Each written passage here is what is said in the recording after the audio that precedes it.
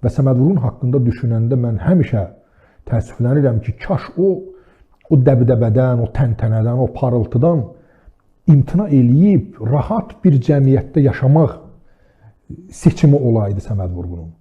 Məsələn, kaş indiki dövrdə yaşayaydı, görəsən necə olardı? Səməd Vurğun nələr yaradardı? Onun, məsələn, Zamanın Bayraqdarı şeiri çap olunan vaxtı Mirzəcəfər Bağırova məlumat veriblər ki, belə bir nümunə gedir Səməd Vurğunun poeması deyib, təcili gətirin onu mənim yanıma. Səməd Vurğunu da götürüb aparırlar Bağırovun yanına və o boyda poemanı Bağırov gecə Səməd Vurğunu oxutdurur. Poemanı başdan ayağa oxuyandan sonra deyir ki, sən Zamanın Bayraqdarı yazmışsan, burada Leninin adı yoxdur.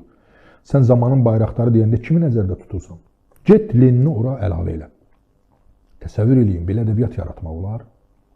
Belə neyniyə bilərsən? Yəni, bunu düşünəndə elə fikirləşirsən ki, Səməd Vurğun çox böyük adam imiş ki, o boyda irs qoyub gedə bilib.